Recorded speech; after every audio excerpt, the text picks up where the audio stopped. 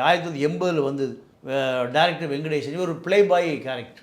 இன்னொரு படத்தில் ரஜினிக்கு தம்பியாக நடிக்கிறார். எடுத்த உடனேயுமே கதாநாயகர், ரெண்டாம் கதாநாயகர் ஹீரோவுடைய தம்பி. இப்படி சிக்கி சின்ன பண்ண மாதிரி சீரழிஞ்சு அரசியல் கட்சியால் பல பேர் காப்பாற்றப்பட்டிருக்காங்க. ரஜினி அப்படி தானே இல்லைன்னா ரஜினி எம்ஜிஆரால் விரட்ட போட்டு நீங்கள் மீண்டும் கண்டக்டாக போயிருப்பார். நீல படம்லாம் கொடுக்குறது, நீல படம் சினிமா படம். அடுத்து நீங்கள் 2 படம் கஸ்டமர் ஆகிட்டா நீல படம் மஞ்சள் படம். சாதாரண நம்மால் ரசம், தயிர் சாதம், தக்காளி சாதம், புளி சாதம், லெமன் சாதம் சாப்பிட்றோம்னா சும்மா இருக்கிறது இல்லை. அங்கே என்ன பெண்களே நீல படம் கேசட் வாங்குகிற கூட்டம். இதில் பல பெண்கள் அந்த கேசட் கடையிலேயே ஒரு தனியாக உள்ள டபுள் பெட்ரூம். மயங்குகிறவர்களை மயக்கத்தோடு உள்ளே கூட்டிகிட்டு போயிடுவான். மயங்காதவர்களை மயங்க வைத்து கூட்டிகிட்டு போகிறது. அதுக்கு என்ன கொடுப்பான்னா கூல்ட்ரிங்க்ஸில் மயக்க மருந்து. பல பெண்கள் அங்கு சூறையாடப்பட்டார்கள், வேட்டையாடப்பட்டார்கள், சிதைக்கப்பட்டார்கள். எம்ஜிஆருக்கு வேண்டிய ஒரு பெரிய தொழிலதிபர், ஒரு மருத்துவ கல்லூரி உரிமையாளர். அந்த குடும்பத்தைச் சேர்ந்த பெண்ணும் வேட்டையாடப்பட்டார், சிதைக்கப்பட்டார், சின்னாபனப்படுத்தப்பட்டார். அப்போ சுமனும் வந்து போவார். எத்தனை கோடி முடங்குச்சோ அதுக்கு நான் பணம் கொடுத்து அனுப்பிச்சேன். ஆனால் இந்த குற்றவாளி தமிழ்நாட்டு சிறையில் அடைக்கப்பட வேண்டும். எங்களுடைய பெண்களுடைய வாழ்க்கையை காப்பாற்றுங்க கால் விழுகிறாங்க. கருணாநிதி ஒரு போராட்டத்தில் சிறைக்கு போகிறார். எம்ஜிஆர் பிடிச்சி ஜெயிலில் போடுறார். போட்ட பிறகு கருணாநிதியை கைது செய்தால் ரத்த ஆறு ஓடும். ஒரு குண்ட சட்டத்தை கைதி, ஒரு கிரிமினல் கைதியை என்னையை பக்கத்து ரூமில் அடைச்சிட்டாரு அப்படின்னு கருணாநிதி கலாட்டா பண்ணுறாரு. இல்லைங்க, அந்த தமிழ்நாட்டில் என்றைக்கு அது திராவிட இயக்கம் ஆட்சிக்கு வந்ததோ அதிகாரம் இருந்தால் அத்தனையும் நமக்கு விலைக்கு வாங்கிதான் நினைக்கிறேன். மத்திய சிறையில் என்ன வழக்கு? பாலியல் வழக்கு. இந்த பாலியல் குற்றவாளி என்ன மாறிட்டாரு? வெங்கடாச்சலபதியாக நடிக்கிறார். அந்த படத்துக்கு பேர் தேவுடு. நீங்கள் அந்த மக்களுக்கான அரசியலே போய் சேரல. ஆந்திராவும் அப்படி தான். என்டி ராமாராவ் நடந்து போனால் அந்த மண்ணை எடுத்து பூசிக்கும் நெத்தியில். ஆந்திராவை ஏன் சூஸ் பண்ணுறாருன்னா தமிழ்நாட்டில் வாய்ப்பே இல்லை. இந்த பாலியல் வழக்கு தான் வந்து நிற்கும். நம்மளால் மைக் கட்டி அடிப்பான் தருவான். இன்றைக்கு வரைக்கும் அப்பா ரோலு, வில்லன் ரோலு, இப்படி எந்த ரோலாக இருந்தாலும் சுமனை கூப்பிடு. கிங்குட்ஸ் நேயர்களுக்கு வணக்கம். இன்றைய சிறப்பு நேர்காணலில் நம்மோடு இணைந்திருப்பவர் மூத்த பத்திரிகையாளர் தமிழா பாண்டியன் அவர்கள். வணக்கம் சார். வணக்கம். நடிகர் சுமன் ஒரு எப்படி சொல்கிறது, தெலுங்கு திரைப்படத்துலேயும் தமிழ்லேயும் ஒரு முன்னணி நடிகராக இருந்தவர். ஆனால் போக போக அவர் ஒரு சினிமா எதிர்காலமே இல்லாமல் போனதுக்கு ஒரு சம்பவம் சொல்லப்படுது. என்னென்னா, ஒரு பெண் விவகாரத்தில் சிக்கி எம்ஜிஆர் அவர்களால் இது பண்ணி சிறைக்கு அனுப்பப்பட்டார்னு. அதோட முழு விவரம் என்ன சார்? இல்லை, சுமனை பொறுத்த வரைக்கும் அவருடைய தாய் எத்திராஜ் கல்லூரியில் ஒரு பேராசிரியர். நல்லா வளர்ப்பு. இவங்களுடைய பூர்வீகம் கர்நாடகா மாநிலம் துளு. ஆமாம், துளு.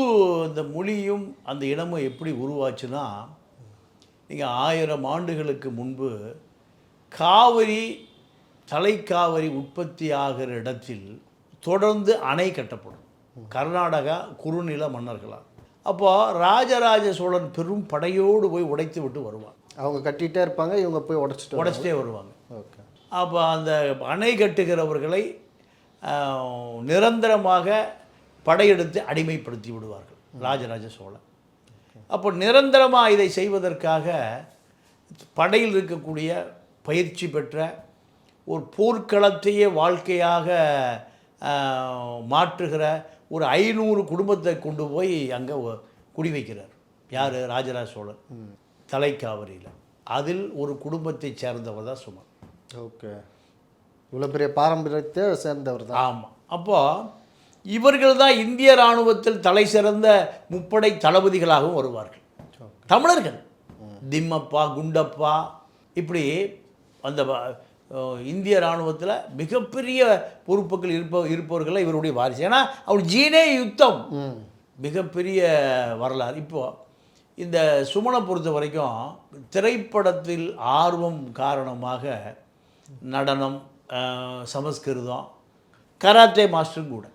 ஓகே. இப்படி இவரை முறையாக பயிற்சி. ஒரு 6.5 அடி உயரம், ஆஜானு பாகுவான உடல். இவருக்கு ஒரு சினிமா கம்பெனிக்கு கார் வாடகைக்கு விடுகிற நபர் மூலம் ஒரு படத்தில் போலீஸ் அதிகாரியாக நடிக்கிறார். இதுதான் இவருடைய முதல் சினிமா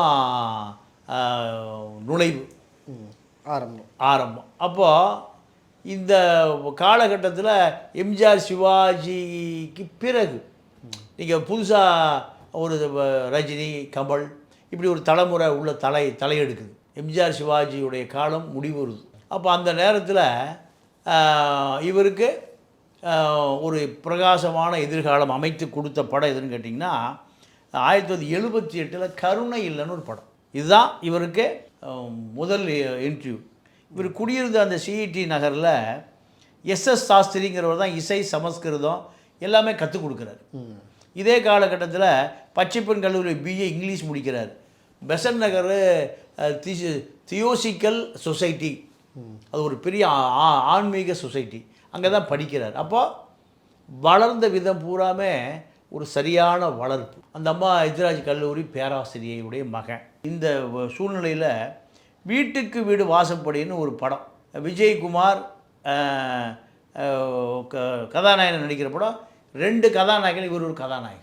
78 இதெல்லாம் மிகப்பெரிய பேசு பொருள் விஷயம். அதாவது 2வது இளமை காலன்னு படம், ராதிகா பிரதாப் போத்தன் 2 பேரும் நடித்த படம், பெரிய ஹிட்டான படம். அதில் இவர் 1980 வந்தது.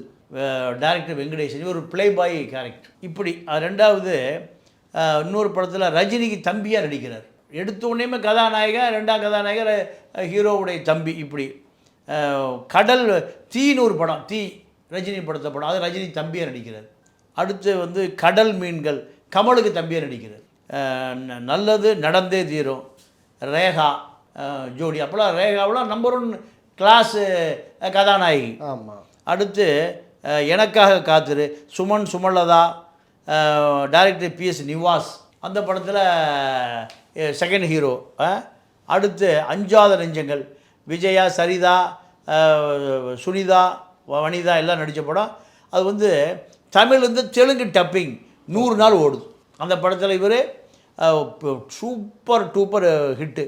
ஆமாம். அடுத்து எல்லாம் இன்பமயம் ஒரு படம், அது சூப்பர் டூப்பர் ஹிட்டு. 1982 தான் தெலுங்கில் அறிமுகமாகிறார். ஓகே. தெலுங்கில் அப்போ சிரஞ்சீவி, பாலையா போன்றவர்கள்லாம் இப்போ கொடிகட்டி பிறந்த காலத்தில் நீங்கள் கொஞ்சம் கொஞ்சமாக தெலுங்கு டப்பிங் ஆன பிறகு மக்கள் பார்க்க ஆரம்பிச்சிட்டான். அறிமுகம் கிலாடிலுன்னு ஒரு படம். ஓகே. அந்த படம் உச்சபட்ச கதாநாயகி சிரஞ்சீவியை தாண்டி பார்க்குற அளவுக்கு அறிமுகமாயிட்டார். 2வது படம் டாரங்கினின்னு ஒரு தெலுங்கு படம். அப்புறம் கதாநாயகி வேஷத்துக்கு சுமனை தேட ஆரம்பிச்சிட்டாங்க. டார்லிங்னு ஒரு படம், பாக்யராஜ் படம், பூர்ணிமா பாக்யராஜ், இப்போ பாக்யராஜ் மனைவியாக இருக்காங்கல்ல, அவங்க நடித்த படம். சுமன் வில்லன் கேரக்டர், வில்லன் கதாநாயகர் 2ம். அப்போது அதுக்கு பிறகு தமிழ், தெலுங்கு, கன்னடா, மலையாளம், ஹிந்தி எல்லாம் டாப் ஸ்டார், எல்லா மொழியிலையும் நடிக்க ஆரம்பிச்சிட்டார். அப்புறம் 1983 தெலுங்கில் கொடிகட்டி பறக்கிறார். இப்போ தான் அவருக்கு ஒரு பெரிய சர்க்கிள் வருது. ஓகே. ஏன்னா 83 அங்கே நீங்கள் குறிப்பிட்ட மாதிரி பாலகிருஷ்ணா, சிரஞ்சீவி, கிருஷ்ணா, இவங்க மாதிரி பெரிய பெரிய நடிகர்கள், ரஜினி, கமல். அங்கே இவர் போட்டியாக இருந்தாருன்னு பொறாமையில் ஏதாச்சும் சிக்க வைக்கப்பட்டாரா? இல்லை இது இல்லை சிக்க வைக்கலாம் படலை. சினிமாவில் நீங்கள் 2-3 படம் ஹிட் ஆகி ஒரு வந்தால எதை வேண்டுமானாலும் நம்ம விலைக்கு வாங்கிடலாம். எதை செஞ்சாலும் நம்மளை யாரும் கேட்க முடியாத ஒரு மமதை அதில் தான் பல பேர் சிக்கி சின்ன பின்னமாய் சீரழிஞ்சு அரசியல் கட்சியால் பல பேர் காப்பாற்றப்பட்டிருக்காங்க. ரஜினி அப்படி தானே, ஒரு சிலர் காணாமையே போயிருக்காங்க. ஏன்னா அவங்களுக்கு அரசியல் பின்னணி இருக்காது. இப்போ ரஜினி நீங்கள் அறிமுகமாக இருக்கிற காலத்தில் லதாவை கல்யாணம் பண்ணி விரும்புகிறார், நடிகை லதாவை. லதா எம்ஜிஆருடைய கதாநாயகி. ரஜினி தாக்கப்படுகிறார், அடிக்கப்படுகிறார், உதைக்கப்படுகிறார், கடத்தப்படுகிறார் ரஜினி. அதோட அவர் ஆஃப் ஆயிடுறார். அப்போ பாலச்சந்தர் தான் அவரை காப்பாற்றுறார். ஒரு பிராமின் லாபி தான் அவரை காப்பாற்றுது. ஓகே. காப்பாற்றிய பிறகு தான் லதாவை கல்யாணம் பண்ணி அவர் பிராமின் லாபியில் சேஃபாக செட்டில் ஆகிறார். இல்லைன்னா ரஜினி எம்ஜிஆரால் விரட்டப்பட்டு நீங்கள் மீண்டும் கண்டக்டராக போயிருப்பார். ஓகே. எதிர்காலம் எல்லாம் போயிடும். இப்போ சுமனுடைய நிலைமை என்னென்னு கேட்டிங்கன்னா, அன்றைக்கி உடையார் ஆழ்வார்பேட்டையில் மட்டும் இல்லை, தமிழ்நாடு முழுக்க சாராய வியாபாரி. அவர் வீட்டில் போலீஸ், காவல்துறை சூப்பரண்ட் ஆஃப் போலீஸ், அதாவது டிசி, காவல்துறை கண்காணிப்பாளர்களை டிரான்ஸ்ஃபர் வேணும் எம்ஜிஆர் சொல்லுங்கன்னு காத்து கிடப்பாங்க. ஓகே. உடையார் வீட்டில் ஆழ்வார்பேட்டை வீட்டில் ஓகே. பல ஐஏஎஸ் அதிகாரிகள், ஐபிஎஸ் அதிகாரிகள்லாம் காத்து கிடப்பாங்க. ஹோம் மினிஸ்டர் மாதிரி செயல்பட்டு. ஆனால் எம்ஜிஆருக்கு அந்த காலத்தில் சாராய வியாபாரத்தில் டெய்லி இன்றைக்கி 1 கோடி ரூபா கொடுக்குறது போல் அன்றைக்கி 1 லட்ச ரூபா எம்ஜிஆர் வீட்டுக்கு வந்துடும். எப்போ சார்? மாதத்துக்கு ஒரு வாட்டியா? டெய்லியும் அப்போ 1 லட்சம். இன்னைக்கு அது 1 கோடி. 1 லட்சம் 1 கோடி இல்லை 10 கோடி இன்னைக்கு. ஆமாம் ஆமாம். அந்த காலகட்டத்தில் அன்னைக்கு 1 லட்சம், இன்னைக்கு 10 கோடி. 10 கோடி. அப்போ இவ்வளோ பெரிய செல்வாக்கு இருக்கிற பொழுது ஆழ்வார்பேட்டையில் சுமனுடைய பள்ளி தோலை ஒரு கேசட் கடை வச்சுருக்கான். அன்றைக்கி வந்து கேசட் தான் ரொம்ப ஃபேமஸ், டெக்கு ப்ளஸ் கேசட். அப்போது ஆழ்வார்பேட்டை வசதி படைத்தவர்கள் வாழுகிற ஏரியா. அப்போ அந்த கேசட் கடை நண்பன் அங்கே வருகிற பணக்கார வீட்டு பெண்களுக்கு நீலப்படம்லாம் கொடுக்குறது. நீலப்படம், சினிமா படம், அடுத்து நீங்கள் 2-3 கஸ்டமர் ஆகிட்டா நீலப்படம், மஞ்சள் படம், இப்போ இப்படி கொடுக்க ஆரம்பிக்கிறது. அப்போது பெரிய வீட்டு பெண்கள், வசதி படைத்த பெண்கள், முந்திரி பருப்பு, பாதாம் பருப்பு, பிஸ்தா பருப்பு. ஸ்டார் ஹோட்டலில் என்ன தெரியுமா ரிச் பேஸ்ட்டு? இப்போ நம்ம வீட்டில் ஒரு பொருளை வந்து கடுகு சீரகம் போட்டு வணக்குவதற்கு, வெங்காய மிளகாயை வதக்குவதற்கு என்ன போடுவோம்? எண்ணெய் ஊற்றுவோம். ஆமாம். ஸ்டார் ஹோட்டலில் முந்திரி பருப்பு, பாதாம் பருப்பு, பிஸ்தா பருப்பு, நெய் இதெல்லாம் சேர்ந்து ஒரு பேஸ்ட்டு பண்ணி வச்சுருப்போம். ஓகே. ஒரு பேஸ்ட். அந்த பேஸ்ட்டை போட்டு தான் எண்ணெய்க்கு பதிலாக அள்ளி போடுவான். அதில் நம்ம ஆளு குடும்பமே சாப்பிட்டு வெளியே வந்துடலாம். அதுதான் உடல். அதாவது அத்தனை சத்துக்களும் மொத்தமாக சேரணும். அதை சாப்பிட்டா சும்மா இருக்க முடியுமா? சும்மாவே இருக்கவே முடியாது. சாதாரண நம்மால் ரசம், தயிர் சாதம், தக்காளி சாதம், புளி சாதம், லெமன் சாதம் சாப்பிட்றோம்னா சும்மா இருக்கிறது இல்லை. அங்கே என்ன முந்திரி பருப்பு, பாதாம் பருப்பு, பிஸ்தா பருப்பு, நெய்யெல்லாம் கலந்து எண்ணெய்க்கு பதிலாக அதுக்கு தான் பேஸ்ட், ரிச் பேஸ்ட் சாப்பிட. அதை போட்டு தான் வதக்குவான். இதை சாப்பிடுகிற ஒரு கூட்டம் தான் வசதி படைத்த கூட்டம். பெண்களே நீலப்படம் கேசட் வாங்குகிற கூட்டம். அப்போது இதில் பல பெண்கள் அந்த கேசட் கடையிலேயே ஒரு தனியாக உள்ள ஒரு டபுள் பெட்ரூம். அந்த பெண்கள் மயங்குகிறவர்களை மயக்கத்தோடு உள்ளே கூட்டிகிட்டு போயிடுவான். மயங்காதவர்களை மயங்க வைத்து கூட்டிகிட்டு போகிறது. அதுக்கு என்ன கொடுப்பான்னா கூல்ட்ரிங்க்ஸில் மயக்க மருந்து. யாரா அந்த கேசட் கடை உரிமையாளர் அவர் சுமனுடைய பள்ளி கல்லூரி தோழன். ஓகே. நெருங்கிய நண்பன். இல்லை இவ்வளோ தைரியம் வராதில்ல. பல பெண்கள் அங்கு சூறையாடப்பட்டார்கள், வேட்டையாடப்பட்டார்கள், சிதைக்கப்பட்டார்கள். பெரிய இடத்துலலாம் வெளியே சொல்ல மாட்டான், போயிடுவோம், அவ்வளோ முடிஞ்சு போச்சு. நம்மளால் ஆளுதான் தான் அருவாரோட போய் நிற்பான். ஆமாம். ஆழ்வார்பேட்டை கேசட் கடையில் இவ்வளோ சம்பவம் நடந்திருக்கு. இவ்வளவு சம்பவம். இதில் நீங்கள் அவங்களாம் இப்போ குடும்பமாக குழந்தை குட்டியாக இருப்பாங்க, அதனால் அவங்க பேரை தவிர்த்துருவோம். எம்ஜிஆருக்கு வேண்டிய ஒரு பெரிய தொழிலதிபர், ஒரு மருத்துவ கல்லூரி உரிமையாளர். பேரை தயவுசெய்து போட்டுறாதீங்க. ஏன்னா அவங்கள குழந்தை குட்டி குடும்பமாக இருப்பாங்க. அந்த குடும்பத்துக்கு அவள் பேர் ரொம்ப நாள் வரக்கூடாது. கண்டிப்பாக. அந்த குடும்பத்தைச் சேர்ந்த பெண்ணும் வேட்டையாடப்பட்டார், சிதைக்கப்பட்டார், சின்னாபனப்படுத்தப்பட்டார். அந்த இடத்துல. அப்போ சுமனும் வந்து போவார். புது மலர்களை முகர்ந்து பார்ப்பதற்கு யார் வந்து போவா? சுமனும் வந்து போவார். அந்த கேசட் கடைக்குள்ளே இருக்கிற பெட்ரூமுக்கு. ஓகே. இது எம்ஜிஆருக்கு வேண்டிய ஒரு பெரிய பிரபல தொழிலதிபருடைய மகளும் சிதைக்கப்பட்டார் என்கின்ற தகவல் எம்ஜிஆர் போய் சேருது. எம்ஜிஆர் சொல்ற யாராக இருந்தாலும் கைது செய் சிறையில் அடை. அப்போது கைது செய்து சிறையில் அடைக்கிற நிலைமை வருகிற பொழுது அங்கே தெலுங்கில் சூப்பர் டூப்பர் ஹிட், பெரிய ஹீரோ, முன்னணி ஹீரோவாக அங்கே இருக்கு. சிரஞ்சீவிக்கு ஈக்குவலா, பாலையாவுக்கு ஈக்குவலா. பாலையான வயசான பாலையா, இளமையான பாலையாவும் இருந்தது. அப்போது அங்கே முதலமைச்சர் யாருன்னா என்டிஆர், நம்ம சந்திரபாபு நாயுடோட மாமனார். அவர் அங்கே சிஎம், இவர் இங்கே சிஎம். அப்போ எம்ஜிஆர் கூட சொல்கிறாரு, அண்ணன் தம்பி தான் 2 பேர். பல கோடி முடங்கி போயிடும், முடங்கி போயிடும். அப்போ அவர் சொல்கிறார், எத்தனை கோடி முடங்குச்சோ அதுக்கு நான் பணம் கொடுத்து அனுப்பிச்சேன். ஆனால் இந்த குற்றவாளி தமிழ்நாட்டு சிறையில் அடைக்கப்பட வேண்டும். பல பெண்களை வேட்டையாடிய, பல மலர்களை கசக்கி முகர்ந்த இந்த கொடூர சிறையில் அடைக்கப்பட வேண்டும். ஓகே. ஆனால் அங்கே அதாவது திரைத்துறையில் நிறைய படத்தில் கமிட் ஆகிருக்கார் தெலுங்குல சுமன். அந்த நஷ்டத்தை கூட நான் கொடுத்துட்றேன், ஆனால் சிறையில் அடைக்கணும். இதை தெரிஞ்ச பிறகு நீங்கள் அவங்க அம்மா போகுது, பேராசிரியை, அந்த அம்மா போய் அவர் அப்பா பேர் எதிராஜ், அவர் ப்ரொஃபஸர் சுசில், அவர் பேர் சுசில், அந்த அம்மா பேர் சந்திரா. 2 பேருமே ப்ரொஃபஸர்ஸ். 2 பேர் எம்ஜிஆர் வீட்டுக்கு போய் எம்ஜிஆர் காலில் விழுகிறாங்க, என்னுடைய மகனை எப்படியாவது காப்பாற்றுங்கன்னு.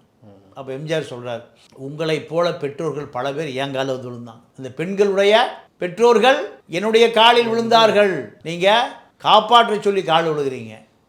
அந்த பெற்றோர்கள் எங்களுடைய பெண்களுடைய வாழ்க்கையை காப்பாற்றுங்கள் காலில் விழுகிறாங்க. ஓகே. அப்போது இவங்க விருப்பத்துக்கு மாறாக நிறைய பேரை அந்த சிதைச்சிருக்காங்க. கூல்ட்ரிங்க்ஸில் போதை மருந்து கொடுத்து சிதைச்சிருக்காங்க. ஒன்று ரெண்டு இல்லை, பல பேர் வெளியில் சொல்ல, பல பேர் அமைதியாக போயிட்டாங்க. இந்த பெண் மட்டும் நீங்கள் கன்சியூவாக போயிடுச்சு. அப்போது எம்ஜிஆர் கோபம் வந்துருச்சு, கொண்டு வந்து சிறையில் அடைக்கப்பட்டாங்க. சென்னையில் பழைய ஜெயில் சென்ட்ரல் பகுதியில் அங்கே சிறையில் அடைக்கப்பட்டார். தமிழ், தெலுங்கு, கன்னடம், மலையாளம், ஹிந்தி, உரியா வரைக்கும் நடிக்கிறார். அத்தனை இப்போ படங்களில் அவ்வளோ பெரிய ஹீரோவாக யாரையும் விலை கொடுத்து வாங்கக்கூடிய, அன்னைக்கு 5 மொழியில் நடிக்கிறாருன்னா நீங்கள் 300 படம் மொத்தம் நடிச்சிருக்காரு. எவ்வளோ படம்? 300 படங்கள். அப்போது இவ்வளோ பெரிய ஒரு நபரை தமிழ்நாடு முதலமைச்சர் தனி கவனம் எடுத்து சிறையில் அடைச்சார் 6 மாத காலம். பொதுவாக திரைத்துறையில் இருந்தால் காப்பாற்றப்படுவாங்க, ஆனால் எம்ஜிஆரை ரொம்ப கோவப்படுத்தியிருக்கார். இவருடைய செயல் கோவப்படுத்தியிருக்கார். 6 மாத காலம் சிறையில் கிடக்கிறார். கருணாநிதி ஒரு போராட்டத்தில் சிறைக்கு போகிறார், எம்ஜிஆர் பிடிச்சி ஜெயிலில் போடுறார். போட்ட பிறகு கருணாநிதியை கைது செய்தால் ரத்த ஆறு ஓடும், தமிழ்நாடே ஸ்தம்பிச்சு போகும். ஒன்றும் நடக்கலை. கருணாநிதியை பிடிச்சி உள்ளே போட்டு ஒரு ஆப்ட்ராயரை கொடுத்து ஒரு கண்ணாடி, பழைய கண்ணாடி, அதாவது ஒரு பனியன், அது பேர் கண்ணாடி மாளிகை பனியன், அதை கொடுத்து கையில் ஒரு ஈய தட்டை கொடுத்து கருணாவை சிறையில் அடைத்தார் எம்ஜிஆர். அப்போ சொல்கிறாரு, ஒரு குண்ட சட்டத்தை கைதி, ஒரு கிரிமினல் கைதியை என்னையை பக்கத்து ரூமில் அடைச்சிட்டாரு அப்படின்னு கருணாநிதி கலாட்டா பண்ணுறாரு. யாரை? சுமனுக்கு பக்கத்தில் போட்டாராம். பாலியல் குற்றவாளி, பல பெண்களை சீரழித்தவன என்னையை பக்கத்து ரூமில் போட்டாங்க. ஓகே, அவ்வளோ வெறுத்துருக்குறாங்க எல்லாருமே. ஆமாம், சுமனுடைய. ஆமாம். அப்போது கருணாநிதி சொல்கிறார், என்ன ஒரு பெரிய பாலியல் குற்றவாளிக்கு பக்கத்து அறையில் என்ன அடைச்சிட்டாரு, என்ன தனியாக கூட்டி அடைங்கன்னு. உனக்கு கருணாவுக்கு இதுதான் பாதுகாப்பான சிறை அப்படின்னு எம்ஜிஆர் பக்கத்து ரூம்லேயே அடைச்சார். இதன் பிறகு பெரிய நான் சாப்பிட மாட்டேன் உணவு இருக்கிறார் யார்? கருணாநிதி. எதுக்காக? சுமனுக்கு பக்கத்து ரூம்ல என்ன அடைக்காத, சுமனுக்கு பக்கத்தில் என்ன அடைக்காத கூடாதுன்ட்டு உண்ணாவிரதம்லாம் இருந்து உண்ண கருணாநிதி உண்ணாவிரதம். அப்போது அதன் பிறகு சுமனை கொண்டு வேறு பிளாக்கில் அடைச்சாங்க. இதெல்லாம் இந்த கூத்தெல்லாம் நடந்தது. அதன் பிறகு தொடர்ந்து சுமனுடைய தாயும் தந்தையும் தொடர்ந்து போய் எம்ஜிஆரை பார்க்குறாங்க. நீதிமன்றத்தில் அரசு ஆட்சேபனை தெரிவிக்க வேண்டாம். பிரபலமான வழக்கறிஞர்கள்லாம் வைக்கிறாங்க. ஜாம் ஜெத்மலானியை போல் சுப்ரீம் கோர்ட்டில் பெரிய லீடிங் வழக்கறிஞர்லாம் வைக்கிறாங்க. அரசு தரப்பு வழக்கறிஞர்கள் எதிர்ப்பு தெரிவிச்சுட்டே இருக்காங்க. விசாரணை முடியல, பெயில் கொடுக்கல. 6 மாத காலம் சிறை தண்டனை. அதன் பிறகு எம்ஜிஆர் என்ன சொல்கிறாரு, 4 மாதத்தில் விட்டுறாரு. 4 மாதத்தில் காஞ்சிபுரத்தில் போய் கையெழுத்து போட்டு வரணும், கண்டிஷன் போய். திரைப்பட தயாரிப்பாளர்களை பூரா சொல்கிறாரு, ஏவிஎம்மில் சொல்லிடுறேன், கண்டிஷன் பையில் கையெழுத்து போட்டு முடித்த பிறகு மீதி காட்சிகளை ஏவிஎம்லேயே படப்பிடிப்பு நடத்திங்க. ஆந்திரா பட தயாரிப்பாளர்கள் பூரா எங்கே வந்துட்டாங்க?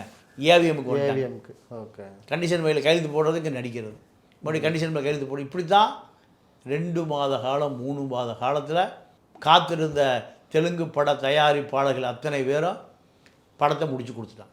இதுக்கு காரணம் எம்ஜிஆர் தான். அதாவது எம்ஜிஆர் நினைத்திருந்தால் இல்லை, இங்கே கண்டிஷன் பில் வந்தவரை நீ ஆந்திரா கூட்டிகிட்டு போய் நடிச்சுக்கன்னு சொல்லியிருப்பார். வேண்டாம், நீங்கள்லாம் இவனை நம்பி நிறையா முதலீடு செஞ்சுட்டீங்க, அதனால் ஏவி ஸ்டுடியோவில் ஷூட்டிங் முடிச்சுங்க. ஏன்னா கண்டிஷன் பில் கையில் போட்டால் சென்னை விட்டு வெளியே போகக்கூடாது. ஆமாம், வெளியே போனால் பெயில் கேன்சல் ஆகிடும், மறுபடியும் ஜெயிலுக்கு போயிடும். எம்ஜிஆர் அதை கருணையோடு செய்து கொடுத்தார். அதுதான் எம்ஜிஆர். அப்போ இதில் காவல்துறை உயர் அதிகாரிகளுடைய பெண்களும் இதில் சிதைக்கப்பட்டதாக அந்த நேரத்தில் செய்தி கசிந்தது.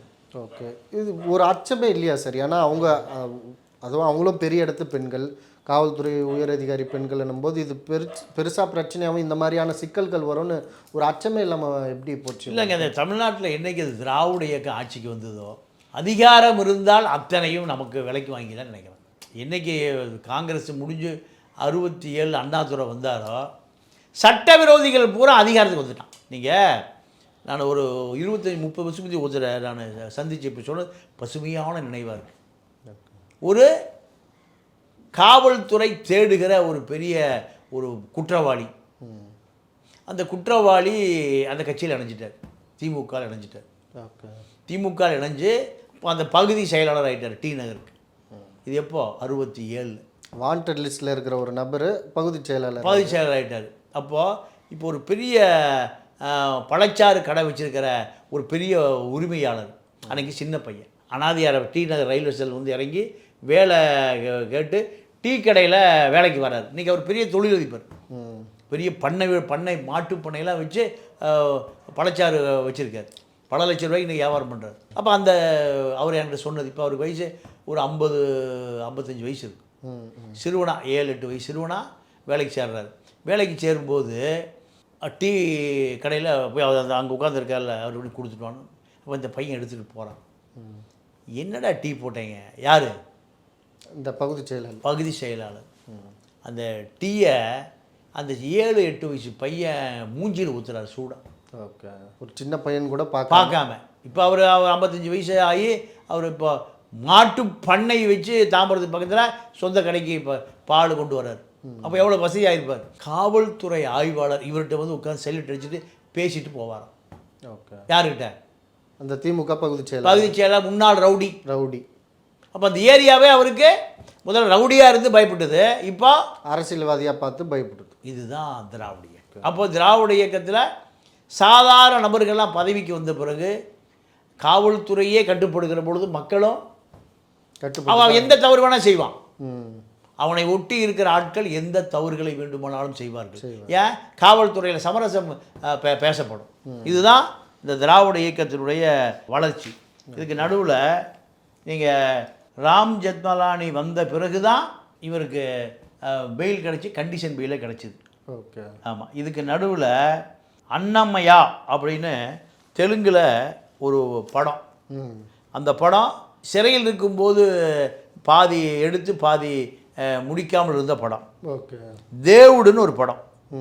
தேவுடுங்கிற படத்தில் வெங்கடாஜலபதியாகவே நடிக்கிறார். ஓகே, யார்? இந்த குற்றவாளி சுமன். அதே போல் அதில் ராமசாலுன்னு ஒரு படம், அதில் ராமர் வேடம். ஓகே, சிறையிலிருந்து வந்த பிறகு அதாவது இவ்வளோ பெரிய பாலியல் குற்றங்கள்லாம் செஞ்சுட்டு ஒரு கடவுளாகவே நடிச்சிக்கிட்டு இருக்கார் இவர் சிறையிலிருந்து வந்த பிறகு. அப்புறம் முழுக்க ஆன்மீக படம் தான். யார்? சுமன் இருந்தது என்ன ஜெயிலில்? பாலியல் சென்னை மத்திய சிறையில். என்ன வழக்கு? பாலியல் வழக்கு. இந்த பாலியல் குற்றவாளி என்ன மாறிட்டாரு? வெங்கடாஜலபதியாக நடிக்கிறார். அந்த படத்துக்கு பேர் தேவுடு காக்கிறேன்னு சொல்லுவோம்ல. அதே போல் ராமர் வேடம் ராமசாலு. அப்போ இதில் நம்ம ரோஜா கணவர் செல்வமணி இருக்கார்ல, ஆர்கே செல்வமணி, அவர் போய் ஆந்திராவிலேருந்து பிடிச்சிட்டு வந்து தமிழில் அதிரடிப்படைன்னு ஒரு படம் கொடுக்குறாரு. அந்த படம் தமிழ்நாட்டில் ரீஎன்ட்ரிக்கான முதல் படம், சுமன் படம். அது 84 எடுத்த படம், சூப்பர் டூப்பர் ஹிட். அதிரடிப்படை. அதை தெலுங்கு டப்பிங்கும் சூப்பர் டூப்பர் ஹிட். இந்த பாலியல் குற்றத்தில் சிக்கியும் அவருக்கு பட வாய்ப்புகள் வந்துட்டு இருக்கே. தேவுடு, ராமுலு, வெங்கடாஜலபதி, ராமரா நடிக்கிறார். நீங்கள் அந்த மக்களுக்கான அரசியலே போய் சேரல. ஆந்திராவும் அப்படி தான். என்டிஆர் ராமராவ் நடந்து போனால் அந்த மண்ணை எடுத்து பூசிக்கும் நெத்தியில். அதனால தான் அங்கே நக்சலைட் அதிகமாக வந்தான். இப்போ அதே போல் ஜாக்கிஷான்னு ஒரு சண்டை படம் மலையாளத்தில் மோகன்லாலோட சேர்ந்து 2009 ஜாக்கி லோடு ஒரு படம். அதை விட பெரிய விஷயம் என்னென்னா, கேரளாவில் பழசி ராஜான்னு ஒரு பெரிய ராஜா வரலாறு. ஓகே, பழசி ராஜாவை மலையாள படத்தில் சுமன் தான் பழசி ராஜாவை நடிக்கிறார். பழசி ராஜானா மலையாள மக்களால் இன்றும் நேசிக்கப்படுகிற ஒரு ராஜா தான் பழசி ராஜா. ஓகே, அந்த பழசி ராஜா கேரக்டர் யார்? சுமன். அடுத்து சிவாஜின்னு ஒரு படம் தமிழில். சிவாஜின்னு ஒரு படம், சங்கர் தான் டைரக்டர். அந்த படத்தில் வில்லன் யாருன்னா சுமன். ரஜினி வந்து சத்யராஜா கூப்பிடுறாரு. சத்யராஜா நடிக்க மாட்டான். அன்றைக்கி வந்து அவர் தமிழும் பேசிகிட்டு இருந்தார், ரஜினி எதிர்த்து. அதனால் சத்யராஜா நடிக்க, அமிதாப் பச்சனை போய் கூப்பிடுறாங்க. அவர் நான் வர முடியாதுட்டார். வேறு ஆளே இல்லாமல் சிவாஜி படத்தில் சுமன் தான் வில்லன். அரசியல் சண்டை எல்லாம் பரபரப்பான படம். அதாவது சுமனுக்கு என்ன கேரக்டர்னா, நம்ம ஜேபிஆர் இருந்தார்ல, தெத்துப்பள்ளி ஜேபிஆர், நம்ம பனிமலர் ஜேபிஆர் காலேஜெலாம் இருக்குல்ல, அந்த அந்த அந்த அரசியல்வாதி போல வில்லன் கேரக்டர், வேட்டி சட்டை முழுக்கை இந்த பெரிய பல்ல. அப்போ அதுக்கு சுமன் தான் அந்த கேரக்டருக்கான நபராக நடித்து ரஜினி நடித்த படம் சூப்பர் டூப்பர் ஹிட்டு. அதெல்லாம் மறந்து போச்சு. எது அடுத்து ரஜினியே ஃபோன் பண்ணி, ஏப்பா எனக்கு நான் கதாநாயகன் நீதாப்பா வில்லன், இனிமேல் தயவுசெய்து எந்த படம் கமிட் ஆனாலும் நீமே எனக்கு நீ தான் வில்லன். 2007 ரஜினியே சுமன்ட்ட நேரடியாக சொன்னது. அடுத்து குருவின்னு ஒரு படம், விஜய் படம், ரெட் ஜெயிண்ட் எடுக்குது. அப்போ அந்த படத்தில் வந்து இன்னைக்கு கீரியும் பாம்பமாக இருக்கிற உதயநிதியும் விஜயும், அண்ணன் நான் ஒரு பட கம்பெனி ஆரம்பிக்கிறேன், சினிமா கம்பெனி ஆரம்பிக்கிறேன், ரெட் ஜாயிண்ட். திமுக இங்கே படத்துக்கு பேர் என்ன, கம்பெனி பேர் ரெட் ஜாயிண்ட். நீங்கள் தான் நடிக்கணும், அது வரைக்கும் நான் படம் எடுக்க மாட்டேன். யார்கிட்ட? விஜய்கிட்ட. இப்போ யார் முதலமைச்சர், விஜயா உதயநிதியா அப்படின்னு அன்னைக்கு நான் இன்றைக்கி எப்போ கால்ஷீட் கொடுக்குறீங்களோ என்னுடைய படம் கம்பெனி ஆரம்பிச்சு முதல் படம் உங்கள் படம் தான். அதில் தான் குருவி, அதில் இவர் வில்லன் குருவி. இதுதான் வரலாறு. அப்போ அதே போல் குருவிக்கு அடுத்து 2008 விஜய் படம் 3 வருஷம் காத்திருந்து தான் அந்த படம் வந்தது. அடுத்து அஜித் ஏகன்னு ஒரு படம், அந்த அந்த படத்தில் அவர் தான். அடுத்து தனுசு படம், சுமன் கதாநாயக வில்லன் நடிக்கிறார், கதாநாயகனுக்கு அப்பாவை நடிக்கிறார். அதே போல் 1999 சந்திரபாபு கட்சியில் போய் இணைஞ்சிடுறார். எங்கள் ஆந்திராவில் எம்எல்ஏ சீட்டு கிட்டு மந்திரிக்காக. அப்போது சினிமா ப்ளஸ் அரசியல். ஏன் ஆந்திராவை சூஸ் பண்ணுறாரு? ஆந்திராவை ஏன் சூஸ் பண்ணுறாருன்னா தமிழ்நாட்டில் வாய்ப்பே இல்லை. இந்த பாலியல் வழக்கு தான் வந்து நிற்கும், நம்மளால் மைக் கட்டி அடிப்பான் தருவா. ஆமாம், ஆந்திராவில் இதுக்கு வாய்ப்பு இல்லை. ஏன்னா சந்திரபாபு நாயுடு கட்சியில் சேர்ந்த பிறகு இதை எதிர்த்து பேசக்கூடிய ஆட்கள் அன்றைக்கி இல்லை. அதனால சந்திரபாபு கட்சியில் போயிடுறாரு. அப்புறம் அங்கே வியாபாரம் ஆகலை. அதன் பிறகு என்ன பண்ணுறாரு, 2004 பிஜேபியில் போய் சேர்ந்துடுறாரு. எல்லாம் ஆந்திர அரசியல் தான். இவருடைய பூர்வீகம் துளு. நீங்கள் தமிழ், அதாவது மாநிலம் பிரிந்த பொழுது துளு மக்கள் பூரா எங்கள் பூர்வீக தமிழ் தான், எங்களை தமிழோடு சேர்த்துருங்கன்னு சொல்லி போராட்டம் நடத்தி இனம் தான் இந்த துளு இனம். துளுவிலேருந்து கன்னடமாகி தமிழுக்கு வந்து கடைசி எங்கே போய் செட்டில் ஆகிட்டார், ஆந்திராவில் போய் செட்டில் ஆகிட்டார். பிஜேபியில் போய் சேர்ந்துடுறாரு. பிஜேபியில் சேர்ந்து 175 ஏக்கராக நிலம் வாங்குறாரு. எங்கே சார்? ஆந்திராவில் நிலம் வாங்கினா அதை ஒருத்தன் ஏமாற்றி இவருக்கு வித்துறான். Double document. இவரே ஏமாந்து போயிடுறாரு. அப்போ இந்த பார்க்குறாரு, இந்த நிலம் எனக்கு வேண்டாம். கார்கில் போரில் வீரமரணம் அடைந்த, போராடிய, உடல் உறுப்புகளை இழந்த தியாகிகளுக்காக 125 ஏக்கராவை கார்கில் நகருங்க பேரில் இராணுவ வீரர்களுக்கு இலவசமாக கொடுத்தாருன்னு அறிவிச்சார். எப்படி இவரால் அதை பயன்படுத்த முடியாதுன்னு தெரிஞ்சு அறிவிச்சார். அதற்கு அது வந்து டபுள் டாக்குமெண்ட் இடம்னு சொல்லி பெரிய பிரச்சனை ஆகுது. அதுக்கு பின்னாடி விஷாலோட சேர்ந்து ஜிவி படத்தில் டாக்டர், வக்கீல், இப்படி எந்த ரோல் கிடைச்சாலும் எதையும் தவிர்க்காமல் அப்பா, வக்கீல் ரோலு, டாக்டர் ரோலு, தொழிலதிபர், இப்படி அப்பா ரோலுக்கு போயிட்டார். இன்னைக்கு வரைக்கும் ஒரு 200-300 படங்களில் நடித்த சுமன் தமிழ்நாடு மறந்துருச்சு, கன்னடம் மறந்துருச்சு, மலையாளம் மறந்துருச்சு. ஆனால் இன்னைக்கு வரைக்கும் ஆந்திரா அவரை கைவிடவில்லை. இன்றைக்கு வரைக்கும் அப்பா ரோலு, வில்லன் ரோலு, இப்படி எந்த ரோலாக இருந்தாலும் சுமனை கூப்பிடு. ஆக தமிழ்நாட்டில் பிறந்து சென்னையில் படித்து பூர்வீகம் துளுவாக இருந்தாலும் முற்று முழுதாக தெலுங்கு ஹீரோவாக, தெலுங்கு வில்லனாக, தெலுங்குக்காரராகவே மாறிவிட்ட மனிதர் தான் நம்ம சுமன். நீங்கள் அப்போ டாப் ஹீரோயினியாக இருந்த, தெலுங்கில் டாப் ஹீரோயினியாக இருந்த பானுப்பிரியா, விஜயசாந்தியோடு இவர் பல படங்களில் கதாநாயகனாக நடித்திருக்கிறார். ஏன்னா லேடி சூப்பர் ஸ்டார் ஆந்திராவில் யார்? விஜயசாந்தி. விஜயசாந்தி கால் ஷீட் பல நாட்கள் யாருக்காக காத்திருக்குமா? சுமனுக்காக. ஓகே. பானுப்பிரியாவுடைய கால்ஷீட் கிடைச்சிருக்கு, சுமனுடைய கால்ஷீட் வேணும்னு தெலுங்கு பட அதிபர்கள் காத்திருப்பாங்க. இதுதான் சுமன் வளர்ந்து வந்த ஒரு கலைஞன் நடுவில் சிறைக்கு போய் அதன் பிறகு மீண்டெழுந்த வரலாறு சுமனுக்கு மட்டுமே சொந்தமானது. மிக்க நன்றி. நன்றி, வணக்கம்.